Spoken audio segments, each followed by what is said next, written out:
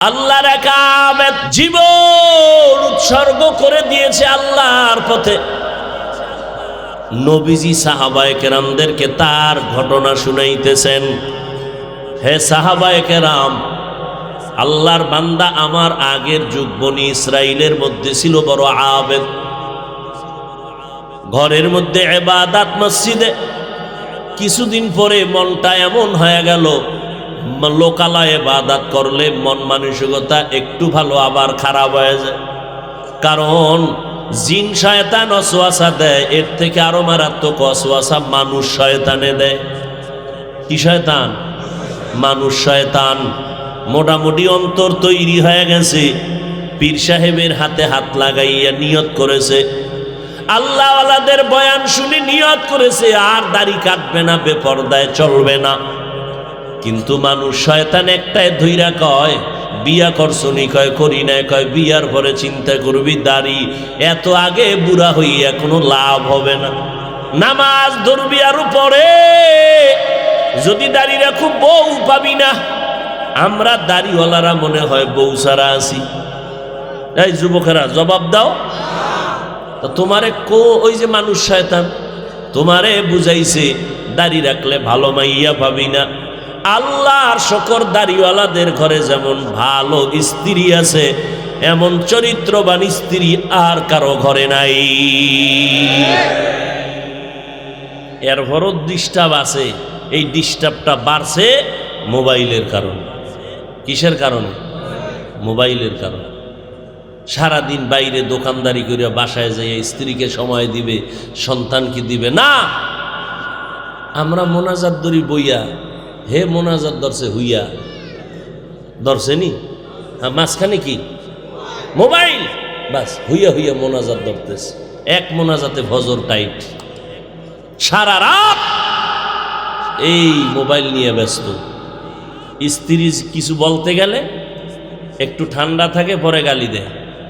এক পর্যায়ে মারাত্মক রূপ ধারণ করে, এক পর্যায়ে সারাসারি হয়ে যায়। হয় না? হয় না? মহিলা বেচারিও বুঝতে পারে যে না, সাইড কালেকশন শুরু করছে, এর চরিত্রের উপর আক্রমণ শুরু হয়ে গেছে। আল্লাহর বান্দা আবেদ চিন্তায় পড়ে গেল, লোকালা ইবাদত একুরেট হয় না। আমি একটু জঙ্গলের মধ্যে গিয়া একনিষ্ঠতার সাথে, একাগ্রতার সাথে রবের ইবাদত করব। যেমন চিন্তা তেমন কাজ। আল্লাহর বান্দা রওয়ানা হইয়া পাহাড়ের চূড়ায় চলে গেল। একটা সুন্দর ছোট ঘর বানায় ওখানে ইবাদত করে, নামাজ আর মোনাজাত, আর কোনো কাম নাই। আল্লাহর বান্দা ইবাদতে মশগুল হয়ে গেলেন। এদিকে আম্মা জান সন্তানকে না পাইয়া কিছুদিন পরে মনে মনে ভাবলো, সন্তান আসে না, মনের বিরহের বেদনা বাড়তেছে। মা একদিন সহ্য করতে না পেরে সিদ্ধান্ত নিলেন, আমি হেঁটে হেঁটে একটু পাহাড়ের কিনারায় যাই, আমার সন্তানেরে আমি ডাকবো, সন্তান আমার ডাকে এসে সাড়া দিবে। মা সিদ্ধান্ত নিয়ে চলে গেলেন। সকালবেলা সূর্য উদিত হয়েছে, হেঁটে হেঁটে মা পাহাড়ের কিনারায় গেলেন। মা হাঁটাইয়া চোখের সামনে নিয়ে উপরে তাকাইলেন। সূর্যের কারণে তাকানো যায় না। নবীও হাদিস বর্ণনাকারী বলেন, নবীও সাহাবায়ে কেরামদের যখন এই বয়ানটা দিতেছিলেন, ওই মা কেমন করেছেন, কপালের সামনে হাতটা নিয়ে ছেলেরে ডাক দিছেন উপরের দিকে তাকায়া। নবীও হাত মোবারকটা কপালের সামনে ইশারা করে দেখাইয়া বয়ান দিলেন। মা পাহাড়ের দিকে মুখ করে ডাকেন, ও সন্তান, আমি তোমার মা, এক নজর দেখার জন্য আসছি। বিরহের বেদনা এক নজর না দেখলে কলিজা ঠান্ডা হয় না রে বাবা, একটু দেখা দেও। মা যখন সন্তানের ডাক দিয়েছেন, ওই সময় আল্লাহর বান্দা আবেদ নামাজের মুসাল্লায় দাঁড়ানো ছিল। চিন্তায় পড়ে গেল, এখন আমি আল্লাহর ডাকে সাড়া দিব নাকি আমার আম্মা জানের ডাকে আমি সাড়া দিব? চিন্তা করার পর সিদ্ধান্ত নিল, মায়ের ডাকে সাড়া দিব না, আল্লাহর মোহাব্বতের বন্ধনে আবদ্ধ থাকব। মা দীর্ঘ সময় অপেক্ষা করে, সন্তান যখন ডাকের সাড়া দেয় না, নামাজে দাঁড়ানো সন্তান, মা নিরুপায় হইয়া মনের কষ্ট নিয়ে বাড়িতে চলে গেলেন। বাড়িতে যাইয়া হালকা কষ্ট মনে, সন্তান আমার ডাকের মূল্যায়ন দিল না, ঘরে চলে গেলেন। সন্তানের কাছে আর যাবে না নিয়ত করেছেন, কিন্তু না, অন্তরের মধ্যে তুফান শুরু হয়ে গেছে। সন্তানের একটা নজর না দেখলে ভালো লাগে না। যেই সন্তান আমি মা বড় কষ্ট করে লালন পালন করেছি, যে সন্তান একবার মা বলে ডাক দিলে কলিজা ঠান্ডা হয়, যেই সন্তান গর্ভে ধারণ করার কারণে আমি মা খাইতে পারি নাই, ঘুমাইতে পারি নাই, কষ্টের জীবন কাটাই না, ওই সন্তান একবার মা বলে যদি ডাক দেয়, দুনিয়া একদিকে দিলেও আমি এই মজা পাই না, সন্তানের মা ডাকে যেমন মজা পাই। মা এই ভাবনা করে দ্বিতীয় দিন আবার রওয়ানা। আমার সন্তানের আমি একটা নজর না দেখলে ভালো লাগে না। আবার সন্তান তো দুনিয়াদার শয়তান না, সন্তান তো ইবাদত গুজার আল্লাহর প্রিয় বান্দা। ইবাদত একুরেট করার জন্য পাহাড়ের চূড়ায় চলে গেছেন। মায়ের মনটা এদিক দিয়েও আগানো।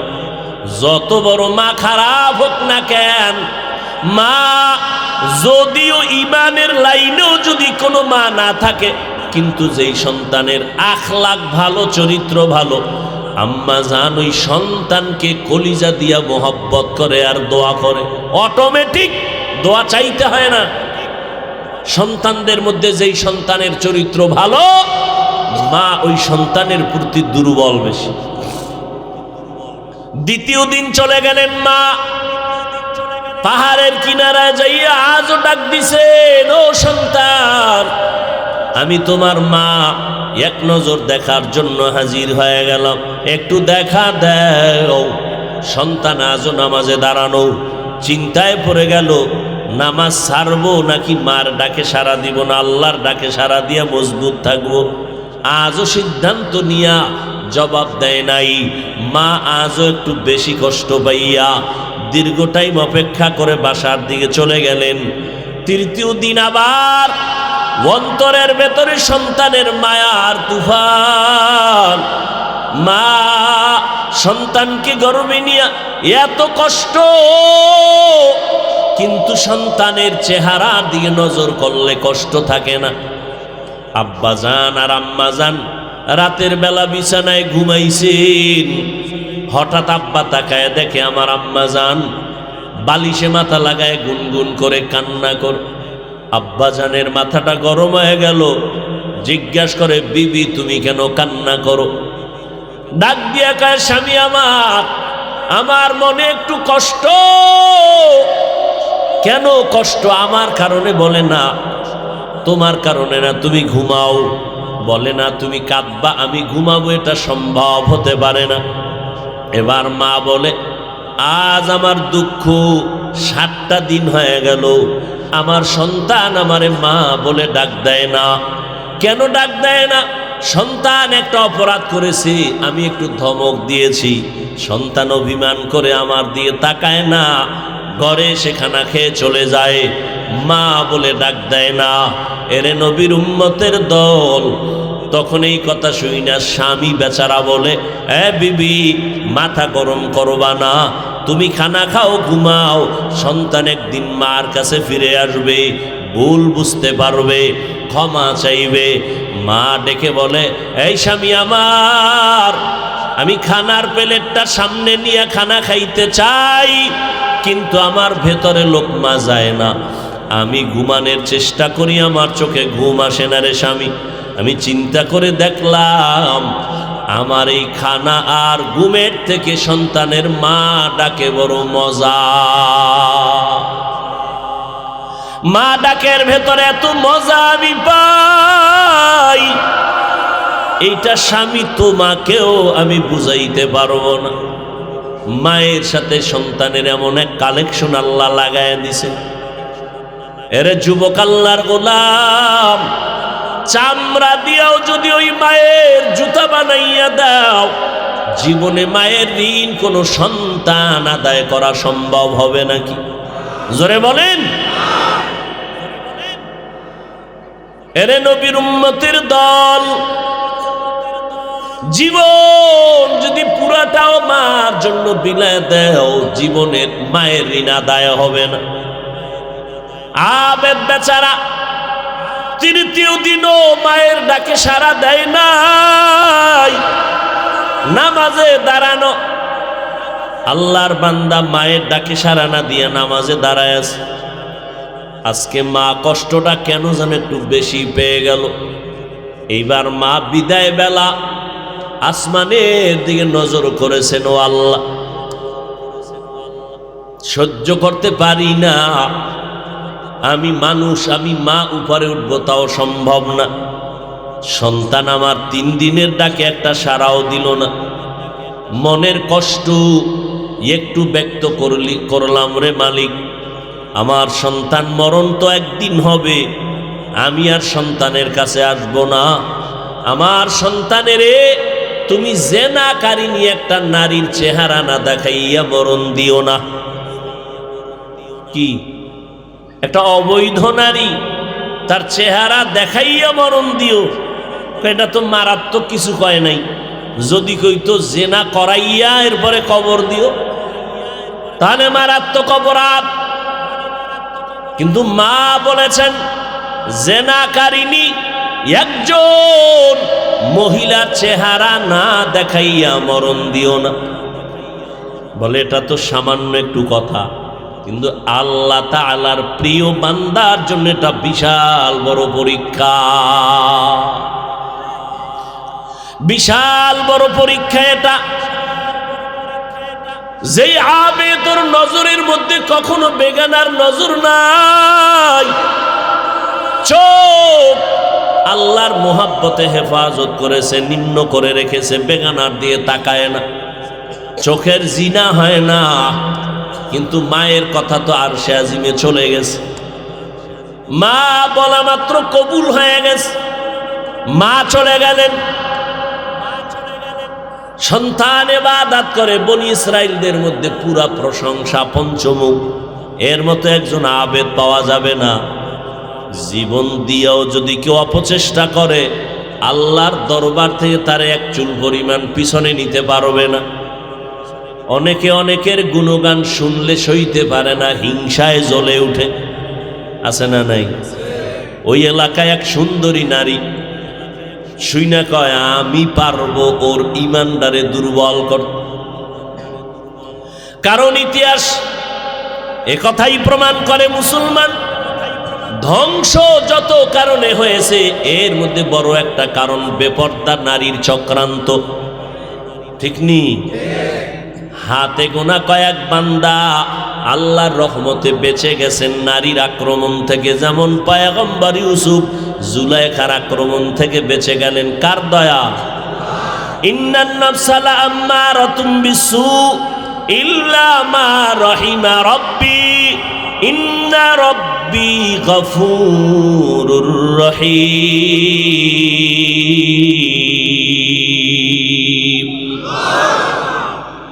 আল্লাহ ইউসুফ নবীরে বাঁচায় দিছেন। জুলাইখা এরপরও ফাঁসাইতে গেল। আল্লাহ একটা দুধের বাচ্চাকে সাক্ষী বানাইয়া ইউসুফ নবীরে নির্দোষ প্রমাণ করাইলেন। এরপরেও চক্রান্ত করে জেলখানায় ঢুকাইল ইউসুফ নবীকে। একটু ধৈর্য ধারণ করেছেন, আল্লাহ পাক ইউসুফ নবীকে সর্বোচ্চ সম্মান দান করেছেন। অর্থ মন্ত্রণালয়ের দায়িত্ব পেয়ে মিশরের জমিন, সিরিয়ার জমিনকে আবাদ করেছেন। সুনিদাকে বুয়াতমা নন্দ দিদা তোরা দিদা ওয়া ইউসুফ রা সুনিদা। মা তো বড় দোয়া করে চলে গেলেন। মা দোয়া করলে কবুল হবে, যেমন এর থেকে আরো মারাত্মক আকারে বড় দোয়া কবুল হয়ে যায়। মায়ের দোয়া কবুলের তুলনায় বড় দোয়াটা তাড়াতাড়ি কবুল হয়ে যায়। এই জন্য সন্তানেরে কয় মা বাবার সাথে বেয়াদবি করবি না, মা বাবারে কয় সন্তানেরে কখনো বরদোয়া দিবা না, দিলেই কবুল। তো বেশি বরদোয়া দেয় নাই, জেনাকারিনীর চেহারাটা দেখাইয়ে কবরে নিও, বড় মারাত্মক। হাসানাতুল আবরার সাইয়্যাতুল মুকাররাবিন, নেককারদের নেক, আল্লাহর সন্নিকটে বান্দা যারা, এদের কাছেও এটা দোষণীয় বিষয়। আমরা যে নেক আমল করি, নামাজ পড়ি, পড়ি না? আমগো নামাজ তো দোষে যুক্ত হওয়া নামাজ। নামাজও পড়ি, মিছা কথাও কই, নামাজ পড়ি, সুদ খাই, আছে না নাই? আর আল্লাহর একদল বান্দা আছে, এরা নামাজে মাওলার সাথে কথা বলে। এই বান্দা জমিনে আছে না নাই? আছে। এরা আল্লাহর মুকাররাব বান্দা। আল্লাহকে খুব কাছে নেওয়ার মাধ্যম দুইটা। আল্লাহকে কাছে নেওয়া, আল্লাহর কাছে যাওয়ার মোহাব্বত গভীর করার মাধ্যম কয়টা? কোরআন তেলাওয়াত আর নামাজ। আমাদের মধ্যে নামাজেও নাই, কোরআন তেলাওয়াতও নাই, দোনোটা চূড়ান্ত দুর্বল। আল্লাহর বান্দার সামনে এটা মারাত্মক অপরাধ, জেনাকারিনীর চেহারা দেখবে, কিন্তু মায়ের কথা কবুল। বনি ইসরাইলদের ভেতরে মুখের মধ্যে গুণগান শুই না, মেয়েটার মাথা গরম। তোমরা কি কও, এমন কোনো আবেদ আসেনি যে আমার সামনে ইমানটারে মজবুত রাখবে?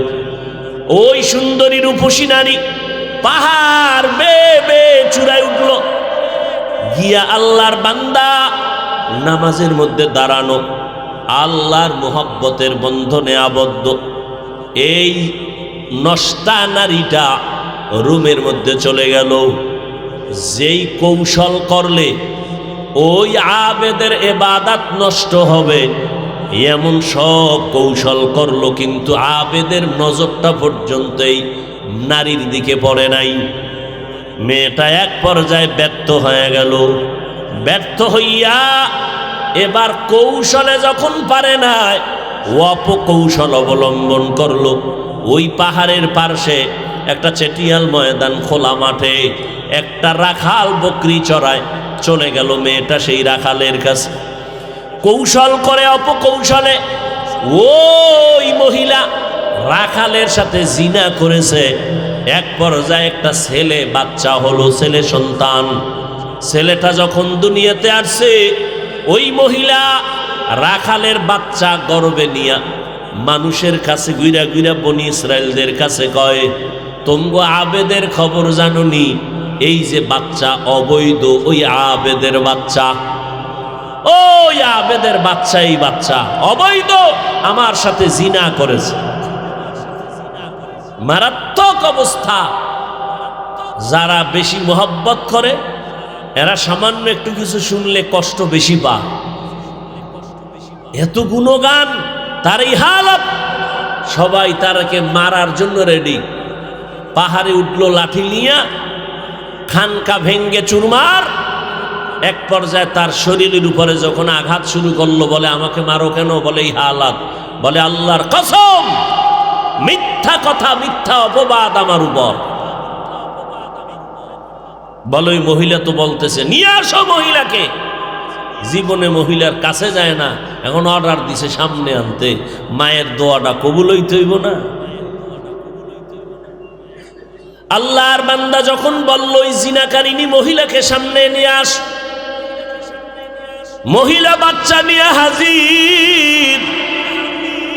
আল্লাহর বান্দা আবেদ খানকার এক পার্শ্বে গিয়া 2 রাকাত নামাজ পড়ে আল্লাহর কাছে কান্না শুরু করলেন, ও দয়ার মালিক, মেহেরবানি করে আমাকে ইজ্জতের সাথে হেফাজত করে দাও, কলঙ্কের দাগ যেন আমার উপরে না আসে রে মাওলা। আমি তো অপরাধ করি নাই, তুমি মাফ করে দাও। জেনাকারিনী মহিলা বাচ্চা নিয়ে সামনে দাঁড়ালো। মা বলেছে, জিনাকারিনীর চেহারা দেখাইও। আবেদ বান্দা জেনাকারিনী মহিলার দিয়ে তাকাইয়া বলে, তুমি কি বলো? বলে, এই বাচ্চা তোমার? বলে, বাচ্চা আমার, কোলে দাও। বাচ্চাটা হাতের মধ্যে নিয়া আবেদ বান্দা, বাচ্চা দুধের বাচ্চা, ওই বাচ্চাটারে জিজ্ঞাসা করে, এই বাচ্চা বল তোর আসল বাবাকে। দুধের বাচ্চা কথা বলতে পারে না, রব্বে কারীম সাথে সাথে জবান খুলে দিল।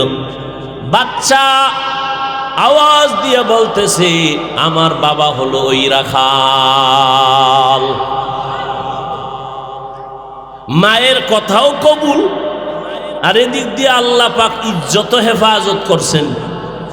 কারণ আল্লাহর কাছে কান্নার মাসুলটা, কান্নার ফলাফলটাও আল্লাহ জাগাত দিয়ে দিছেন। কাদের কুদরত দারি বরকামাল আন্তা রব্বি আন্তা হাসবি যুল জালাল, তুহি কাদের জলিলুল্লাহ জাহাদার, বহর হালে তুহি মেরা নেগাহদার। এরে যুবক, ও পর্দার আড়ালের আম্মা জানেরা, ও বৃদ্ধ বাবাজি, সন্তানগুলোকে আদর্শওয়ালা বানান। যুবকেরাও আদর্শওয়ালা ডাক্তার হও। স্কুলে পড়ো, কলেজে পড়ো, আলহামদুলিল্লাহ, নামাজ ছাড়বা না। তোমার মতো কত যুবক ব্যবসা করে হালালভাবে, নামাজ ছাড়ে না। তোমার বিবেকটাকে জিজ্ঞাসা করো, বাবা তুমি কেন পারো না? তোমার মতো যুবক স্কুল কলেজে পড়ে, নামাজ ছাড়ে না, তুমি কেন পারো না রে বাবা? তোমার মতো যুবক রাস্তায় গাড়ি চালায়, 5 বেলার নামাজ পড়ে, তুমি কেন পারো না? আল্লাহর ভয় অন্তরে জমা করে নাও। আর তোমার এই ভয়টা তুমি ঘরের মধ্যে বসে পাইবা না। যদি অন্তরে আল্লাহর ভয় জমা করে যদি নেক আমল করতে চাও, একদিকে লাগবে মা বাবার দোয়া, অপর দিকে লাগবে উলামায়ে আহলে হকের সংস্রব, সোহবত। উলামায়ে আহলে হকের নেক নজর যখন লাগবে, তখন বান্দার আমলের জন্য দিল তৈরি হবে। আব্বা আম্মা দোয়া করবেন, উলামায়ে কেরাম পরামর্শ দিবেন। উলামায়ে কেরামের পরামর্শ ছাড়া কোনো মানুষ সঠিক রাস্তায় টিকে থাকতে পারবে না, চলতেও পারবে না। অতএব মা বাবার দোয়া নিয়া এখনো সময় আছে, তওবা করে আগাও। উলামায়ে কেরামের সংস্রবে যাও। উলামায়ে কেরাম রে পাইলে দোয়া নিও, বিরোধিতা করবা না। উলামায়ে কেরাম দেখলে সালাম দাও। নবীর তরিকা মতে চলো। আল্লাহর মোহব্বত নিয়া আল্লাহ পাক রব্বুল আলামিন এই জমিনে উলামায়ে কেরাম বাঁচায় রাখছেন। মানুষগুলোকে গুণের মানুষ বানাবেন, কারণ গুণের মানুষ ছাড়া কেউ জান্নাত কখনো পাবে না। আমার নবীকে আল্লাহ গুণের মানুষ বানাবার জন্য কোরআন অবতীর্ণ করলেন। হেরা পর্বতে সূচনা হয়েছে। আল্লাহর নবীর কাছে এই ছোট ওজনের কোরআনটা আসতে প্রায় 23 বছর সময় লাগছে। তুমি রাতারাতি ওই কোরআন বুঝবা, এটা বড় অসম্ভব। রাতারাতি কোরআন তুমি মুখস্থ করে ফেলবা, রাতারাতি তুমি কোরআন পড়ে তাফসীর করবা না। বছর লেগেছে কোরআন আমার নবীর কাছে আসতে, সাহাবায়ে কেরাম বুঝতে বহু সময় লেগেছে। অতএব ওই কোরআনের ফ্যাক্টরি মাদ্রাসা, পারলে মাদ্রাসার সাথে সম্পর্ক রাখো।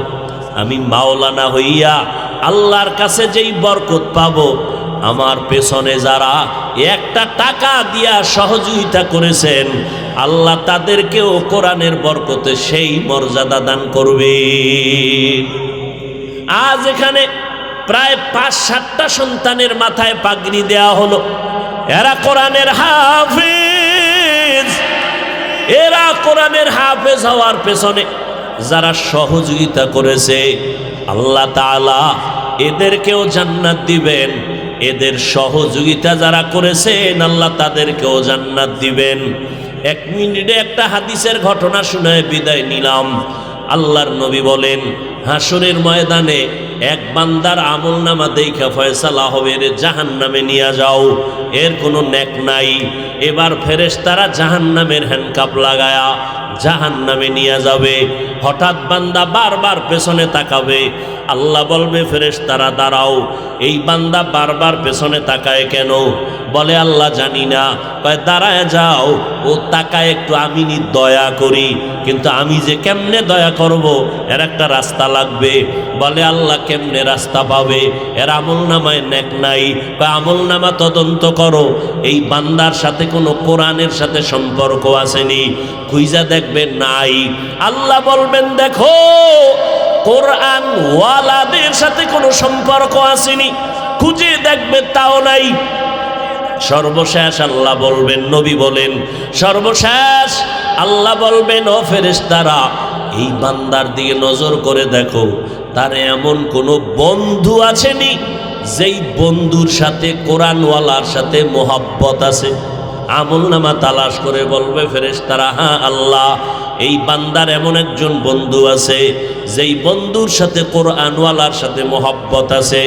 আল্লাহ নবী বলেন আল্লাহ তখন বলবেন আমার সুপ্রিম পাওয়ারের দ্বারা আমি আল্লাহর জান্নাত দিয়ে দিলাম, জাহান্নামের হ্যান্ডকাপটা খুলে জান্নাতে নিয়ে যাও। নবীজি বলেন খায়রুকুম মান তাআল্লামাল কুরআন ওয়া আল্লামা। হে জগতের উম্মত, তোমাদের ভিতরে শ্রেষ্ঠ তারা যারা কোরআন শিখে অন্যদেরও শিক্ষা দেয়। কোরআন শিখার মানে আলিফ বাতা শিখানো না, কোরআনের সাথে সংশ্লিষ্ট যা আছে এই বয়ান কোরআন শিখানোর অন্তর্ভুক্ত। এটাও কোরআন সুন্নাহর মজলিস। হাদিস শরীফে আছে যদি আপনারা ঘর থেকে আসছেন প্রত্যেকটা কদমে কদমে সওয়াব আল্লাহ দান করছেন। এখানে বসার সাথে সাথে জীবনের সব গুনাহ মাফ। আরো আস্তে করে বলেন। এখানে আসার পরে ইসলামের একটা মাসআলা, কোরআন হাদিসের একটা মাসআলাও যদি শিখতে পারেন, এক একটা মাসআলার বরকতে আল্লাহ পাক 100 রাকাত নফল নামাজের সওয়াব দিয়ে দিবেন। যদি অনেকগুলো মাসআলা শিখতে পারেন একটা অধ্যায়, তাহলে 1000 রাকাত নফল নামাজের সওয়াব পেয়ে যাবেন। বরকতের মজলিস। জমিনের মধ্যে ইসলামকে চিরস্থায়ীভাবে টিকিয়ে রাখার একমাত্র ব্যবস্থার নাম মাদ্রাসা। মাদ্রাসা আছে, তাবলিগ আছে, পীর মুরিদি আছে, আলেম ওলামা আছে, নামাজ আছে, মসজিদ আছে। মাদ্রাসা নাই, কিচ্ছু থাকবে না, কিচ্ছু থাকবে না। মসজিদের তুলনায় মাদ্রাসা আরো দামি, আরো গুরুত্বপূর্ণ। কারণ যেখানে মাদ্রাসা ওখানে আলাদা মসজিদ না হলেও ওখানে নামাজ চলবে। এজন্য মাদ্রাসার গুরুত্ব অনেক বেশি। যদিও মসজিদের ফজিলত হাদিস শরীফে আছে, সারা দুনিয়াতে শ্রেষ্ঠ স্থান কি? আর খারাপ জায়গা হলো বাথরুম। কি? قال النبي صلى الله عليه وآله وسلم أحب البلاد إلى الله مساجدها وأبغض البلاد إلى الله أسواقها। জমিনের মধ্যে সবথেকে দামি জায়গা মসজিদ, সবথেকে নিকৃষ্ট জায়গা হলো বাজার। বাথরুমের খারাপ না বলিয়া নবী বাজারকে খারাপ বললেন কেন? বাথরুমে ওই পরিমাণ আকাম চলে না, বাজারে যেই পরিমাণ চলে। এজন্য বাজার খারাপ। কাফের মুশরিকরা বলতো মুহাম্মদ কেমন নবী বাজারে যায়? বাজার খারাপ, এই জন্য বাজারে যাওয়া নিষেধ না। বাজারে যাওয়ার আগে দোয়া পড়ে যাও, জরুরত সেরে চলে আসো। হাঁটার সময় ডান দিক থেকে হাঁটো, নজর নিচে রাখো, জবানে ইস্তেগফার পড়ো। তাহলে এই লোকটার বাজারে কোনো আর গুনাহ হওয়ার সম্ভাবনা নেই। আর ফজরের পরই ঘুমের থেকে উঠেই যদি বাজারে চায়ের দোকানে বৈশা গল্প গুজব সেই রাত্র 12টা-1টা পর্যন্ত, কেউ আওয়ামী লীগরে নামায়, কেউ বিএমপিরে উড়ায়, কেউ বিএমপিরে নামায়, কেউ আওয়ামী লীগরে উড়ায়, কেউ আবার সবাইরে দুইয়া মুইসা হুজুরকে উড়ায়, আবার কেউ হুজুরকে দুইয়া দেয়। এই কামই চলে সারা দোকানে, চায়ের দোকানে। আছে না নাই? আবার কেউ বুদ্ধি করিয়া, টাকা তো নাই, খালি পকেটে যায় ফাও চা খায়। আছে না? বিএমপির একজনের লোক পাইলি ইহারে আওয়ামী লীগের বদনাম কেউ, আরে ভাই তুমি বিএমপি করো না, আওয়ামী লীগ শেষ, এর আর বেল নাই। কতক্ষণ বলার পরে বিএমপিওয়ালা খুশি না? খুশি হয়ে ভাই একটা চা দাও, কি রুটি খাবা খাও, কলা খাবা খাও। এইবার আবার আওয়ামী লীগের একজন পাইলে বিএমপির অবস্থা খারাপ, এর মাজা সোজা হইব না কিয়ামতের আগে, বলে না? বলে না? তো এবার আওয়ামী লীগের লোক খুশি, কয় দুধের সর দিয়ে একটা চা দিয়ে দাও। এইভাবে আকাম করতে করতে সারাটা দিন জোহরের আগে গোসলের টাইমে যাইয়া মোটামুটি ঘুরা বাসায় আবার হাজির। এর কোনো কাম নাই, যারে শয়তানে ধরে কাম থুইয়া আকাম করে। বাজার বড় খারাপ, আমরা সেই বাজারে পাল্লা দিয়া যাই। আর দামি জায়গা কি? সেখানে মানুষ নাই, সেখানে মনে হয় যেন জিনে ধরা রুগীর মতো, ঢুকলেই দৌড়। ভিতরে ঢুকার পরে কিভাবে যে বের হবে পাগল পারা হয়ে যায়। একটা পাখি খাঁচায় আটকাইলে বের হওয়ার জন্য যেমন পাগল হয়ে যায়, আল্লাহর বান্দারা মসজিদে ঢুকলে এরকম পাগলের মতো বের হওয়ার জন্য। আছে না নাই? কার আগে কে বের হবে? মসজিদে ঢুকতে গিয়া আপনি আগে যান, আপনি আগে ঢুকেন, নামাজের কাতারও সামনে যান, হে ভুলো সামনে যাবে না, কেন পিছে যায়। মানে সালামটা ফিরে যেন দৌড় দিতে পারে। এই হলো আমগো নামাজের মুসল্লিদের হালাত। তবে জেলাফি টেলাফি থাকলে আবার বয়, তখন নফলও পরে, দুখুলুল মসজিদ, তাহিয়াতুল ওযু পড়তেই থাকে। এই হলো আমাদের অবস্থা। একেবারে ফিলিস্তিন থেকে যে আমরা ভালো অবস্থানে আছি বিষয়টা এমন না। ফিডাফাড়া আমাদের কপালও আসতেছে, অপেক্ষায় থাকে। পিডা তো আর বাংলাদেশি আর ফিলিস্তিন দেখে বেঈমানরা দিবে না।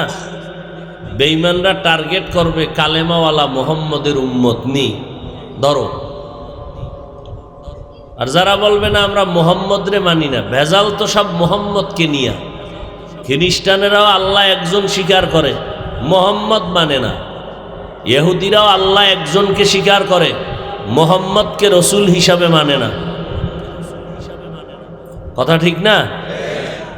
সব ভেজালের মূলে আল্লাহকে মানতে চায় কোন রকম, কিন্তু মোহাম্মদের আদর্শ মানতে চায় না।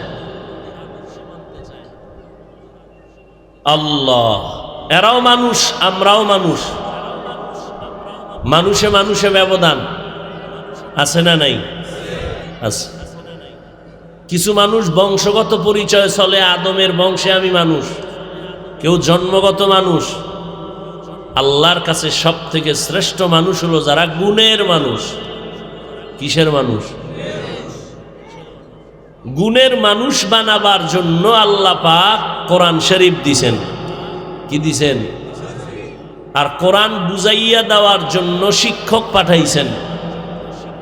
পৃথিবীর শ্রেষ্ঠ শিক্ষক রাহমাতুল লিল আলামিন, তার হাতে গড়া ছাত্র কিয়ামত পর্যন্ত নবীজির অবর্তমানে শিক্ষক হইয়া উম্মতের ছাত্র বানাইয়া কোরআন সুন্নাহর আলোকে জান্নাতের পথ দেখাবেন, আমল শিখাবেন একমাত্র রসুলের হাতে গড়া যেই প্রিয় মানুষ, তারা ওলামায়ে আহলে হক। এই ওলামায়ে আহলে হকের লাইন ছাড়া কোনো মানুষ কোরআন বুঝতে পারবে না, হাদিস বুঝার কোনো পথ নাই, সহি তরিকায় পথ নেই। কাদের মাধ্যমে? ওলামায়ে, কথা কন না কেন? ওলামায়ে আহলে হক শুধু ওলামায়ে কেরামও বলবেন না, শুধু ওলামাও বলবেন না, বলতে হবে ওলামায়ে আহলে হক। কারণ ওলামাদের মধ্যে বিশাল এক বাহিনী বর্তমান সমাজে আছে, এরা আহলে বাতিল। قال النبي صلى الله عليه وآله وسلم علماء وإن خير الخير خيار العلماء। পয়গম্বর বলেন, এই উম্মতের দল, জমিনের মধ্যে উলামা দুই দল। জমিনে যদি চূড়ান্ত ভালো কাউকে পাও, দেখবা তারা হবে একদল উলামা।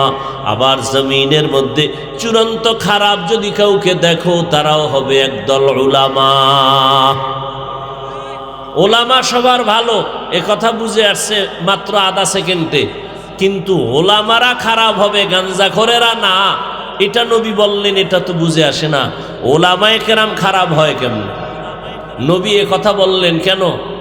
এর কারণ হলো অনেক কারণের একটা কারণ, 1 লক্ষ গাঞ্জাখোর, দাড়ি কামানেওয়ালা, মদখোর, প্যান্ট শার্ট টাই লাগাইয়া উল্টা পাল্টা যদি ইসলামের বিরুদ্ধে কিছু বলে, পৃথিবীর কোনো মুসলমান তা অ্যাকসেপ্ট করবে না।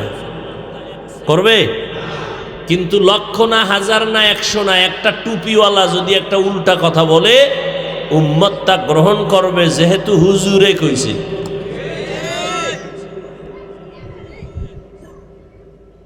তাহলে 1 লক্ষ গাঞ্জাখোর ইসলামের যেই পরিমাণ ক্ষতি করতে না পারে, একজন টুপিওয়ালা ভণ্ড এর থেকে আরো বেশি ক্ষতি করে ফেলে। আর হচ্ছে তো বর্তমানে যত ভেজাল আর ফেতনা, হিন্দুরা, বৌদ্ধরা, এহুদিরা না, খ্রিস্টানেরা না, সাধারণ মুসলমানও না, ভেজালের মূল গোড়ায় বসা টুপিওয়ালা নামদারি ওলামা আহলে বাতিল। বলে ওলিয়া উলিয়া মানি না, বলে না, বলে না। অথচ বাংলাদেশের মানুষ মাথায় টুপি পেয়েছে, দাড়ি পেয়েছে আল্লাহওয়ালাদের মাধ্যমে, ওলিয়া উলিয়াদের মাধ্যমে। শুধু কি তাই? আল্লাহ পাক বলছেন, আমি 2 দল মানুষের সাথে যুদ্ধ করব। কয় দল? 2 দল। এক দলের কথা আছে কোরআনে, আর এক দলের কথা আছে বুখারী শরীফে। কোরআনের বর্ণিত দল যাদের সাথে যুদ্ধ করবেন কে? আল্লাহর নাম জবানে আসে না? ওই দলের নাম সুদখোর। নাই সুদখোরে জমিনে? আসতে বলেন কেন? যারা সুদের সাথে জড়িত, 24টা ঘন্টার সেকেন্ডে সেকেন্ডে সেকেন্ডে সেকেন্ডে অল টাইম গর্ভধারিণী মায়ের সাথে জিনার গুনাহ আমল নামায় লেখা হয়। বুখারী শরীফের বর্ণিত যাদের সাথে আল্লাহ যুদ্ধ করবেন, তারা হলো ওলিয়া উলিয়ার দুশ্মন। বুঝে আসছে কথা? এই জন্য আমি বলি, বাংলাদেশে যারা ওলি মানে না, এরা বুখারী শরীফ মানে না। যারা বলে আমরা আউলিয়া মানি না, তারা কোরআন শরীফ মানে না। তারা হক না বাতিল? এদেরকে যারা বাতিল বলে না, এরাও বাতিল। আল্লাহ হেদায়াত দান করুন। তবে বেঈমানের হেদায়াত সহজ, মুনাফিকের হেদায়াত কঠিন। কথা বলেন না কেন? বেঈমানের হেদায়াত সহজ, মুনাফিকের হেদায়াত। ওমর মোহাম্মদকে চিনে না, 100 লাল উট পুরস্কারের লোভে তরবারি নিয়ে দৌড়ায়, মোহাম্মদের মাথা কাটবো, 100 উট পেয়ে যাব। পুরস্কারটা দিবে কে? আবু জাহাল। কে দিবে? আবু জাহাল। জাহেল না, জাহাল, জাহলুন। ওমর আইসা নবীর কাছে কালেমা পড়ে লাইছে, নবীরে না দেখা শুধু কোরআনের ছোঁয়া লাগছে। পার্শ্বে 13 বছর রসুলকে দেখলো, বয়ান শুনলো, চিনলো মোহাম্মদকে, এরপরও কালেমা পড়ে নাই। হতভাগা কে? কে? আবু জাহাল। ওমর কালেমা পড়ছে, এটা রসুলকে চিনে, এই জন্য কালেমা পড়ে নাই। আবু জাহাল হাতের মুষ্টির মধ্যে পাথর নিয়ে খাই, মোহাম্মদ। আপনারা কি বলবেন মোহাম্মদের নাম শুনলে? লাভ না ক্ষতি? हर के बाशद আমেলে সাল্লো মুদাম আতেশে দোজখ শাওয়াত বরওয়ায়ে হারাম।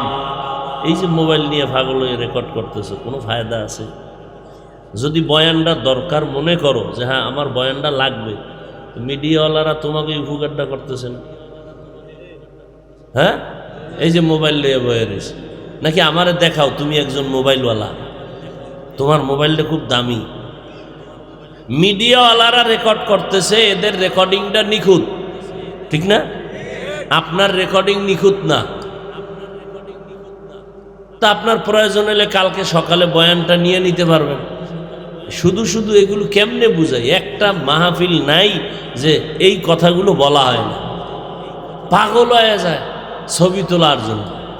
তো আলাদা দাওয়াত দেন ছবি তোলার জন্য, ওদিন কোনো ওয়াজ হবে না, সেলফি হবে। দাওয়াত দেন আলাদা। পাগলের মতো হয়ে যায়। বাথরুমে যেয়ে অশান্তি নেই, বাইরে দেই মোবাইল লয়ে খারাই রয়েছে। আপনাদের কি কম, আমগো জাতি বেইগুলো যে বিপদে আছি। সরকারি কোনো প্রয়োজনে অথবা শরীয়তের প্রয়োজন এ ছাড়া ভিন্ন কোনো কারণে ছবি তোলা হারাম। শরীয়তের প্রয়োজন, সরকারের প্রয়োজন ছাড়া এমনি ছবি তুলে কবিরা গুনাহ, হারাম, সম্পূর্ণ হারাম। একজনে কয় একটা ছবি তুলি হুজুর আপনার সাথে, এই উসিলায় যদি আল্লাহ মাফ করে। কি পরিমাণ মানুষের মেধা উল্টাপাল্টা হয়ে গেছে। কিয়ামত দৌড়ে আসতেছে, আমার মনে হইতেছে খুব দ্রুত আসতেছে। আমগো যেই অপরাধ, আবু জাহাল হাতের মুষ্টিতে পাথর নিয়ে কয় মোহাম্মদ, দেখছেন নি? মাত্র বললাম নবীর নামে কি পড়বেন, এরপরও বোবা হয়ে রয়েছে। একবার পড়ছেন 3টা পুরস্কার পেয়ে গেছেন, 10টা গুনাহ মাফ, 10টা নেক পেয়েছেন, আল্লাহর কাছে 10 গুণ মর্যাদা বেড়ে গেছে। हर के बाशुद आमिले सल्लो मुदाम आतिशे दोज़ख शावत बरवाए हाराम। ছাত্ররা কেন খারাপ? মোবাইলের কারণে। মাদ্রাসার ছাত্র কেন খারাপ? মোবাইলের কারণে। সন্তান কেন খারাপ? মোবাইলের কারণে। স্ত্রীর চরিত্র কেন দুর্বল? মোবাইলের কারণে। স্বামী বেচারা স্ত্রীর হক আদায় করে না কেন? মোবাইলের কারণে। কর্মচারী ডিউটি ঠিকমতো দোকানে কেন করে না? মোবাইলের কারণে। এই মোবাইল এমন কোনো পথ নেই যে ক্ষতি করে নাই। যৌবন কেড়ে নিল, জীবন কেড়ে নিল, এমন কোনো দিন নাই যুবকের লাশের খবর নাই। মোবাইলে টেলিফোন করে করে দাওয়াত দিয়া জবাই করে ফেললো। এই মোবাইলের দ্বারা বান্দার চোখের পাওয়ার চলে গেল, খবর নাই। এই মোবাইলের দিকে তাকায়া থাকতে থাকতে বান্দার হার্ট দুর্বল হয়ে গেল, খবর নাই। কিডনির উপরে আক্রমণ শুরু হয়েছে, খবর নাই। মাথা ব্যথা বেড়েছে, খবর নাই। ঠিক নেই? লেখাপড়াও সব থেকে বড় অপরাধ। যে আলেমরে দেখলে একটু হইলেও ভয় পায়, আজকে সেই মোবাইলের দ্বারা আলেমের বিরুদ্ধে লেখালেখি করে। এরা পৃথিবীর চূড়ান্ত বেয়াদব। যদি কেউ বলে আলেম দোষ করছে লেখি, তারপরও সে বেয়াদব। আলেমের বিরুদ্ধে এইভাবে ওপেন মানুষকে বলে দেওয়ার দ্বারা আলেমের ইজ্জত শুধু নষ্ট হয় না, ইসলামের উপরে কলঙ্কের দাগ বসে যায়। মানুষের আকীদা ইসলামের প্রতি দুর্বল হয়ে যায়। অতএব আলেমদের বিরুদ্ধে, যে লাইনের আলেম হোক, যারা ওলামায়ে কেরামের বিরুদ্ধে ফেসবুকে লেখে, এরা বেয়াদব। তুমি নসিহত করতে চাইলে আলেমের কাছে আসো, ধরায়া দাও। এরপরে যদি কিছু না পারো, কিচ্ছু দরকার নাই, আমার আল্লাহ বিচারক আছে না নাই? তোমার এত চালাকির দরকার কি? লিকুল্লি শাইইন যিনাতুন ফিল ওয়ারা ওয়া যিনাতুল মারই তামামিল আদাবি। আজ খোদা খা হিমে তৌফিকে আদব বে আদব মাহরুমে গাশ আজ ফজলে রব। এরে ছাত্র ভাই, যুবকেরা, ওলামায়ে কেরাম কিছু করবে তো আল্লাহ দেখবেন, আবার মুরব্বীরা আছেন তারা দেখবেন। এটা নিয়ে লেখালেখি করার দ্বারা রাত দিন শেষ হিসাব, ইসলামের বড় ক্ষতি হয়ে যায়। ইসলামের বড় ক্ষতি হয়ে যায়। বেঈমানরা, মুনাফিকরা তো সুযোগ সন্ধানী আছেই আলেমদের বিরুদ্ধে কথা বলার। ইমামের পিছনে নামাজ পড়ে মসজিদ থেকে বের হইয়া ইমামের বদনাম বলে, আছে না নাই? বউয়ের সাথে একটা রাগ করতে পারে না, বউ উল্টাপাল্টা করলে হারামও কিছু কয় না, এই রাগের মেজাজ দেখায় মসজিদের খাদেমের সাথে। ঠিক নি? মসজিদে এত ময়লা কেন? পরিষ্কার করো না, বেতন দেই না, খানা খাওয়াই না। এই রকম মানুষ ওলামায়ে কেরামদেরকে দুর্বল মনে করে। এই জাতি যেদিন ওলামায়ে কেরামদেরকে মাথার তাজ মনে করবে এবং কোনোভাবে আলেমদের ইজ্জত নষ্ট করবে না, ইজ্জতকে রক্ষা করার চেষ্টা করবে, সেদিন এই জাতির সফলতার সূর্য উদিত হবে, এর আগে নয়।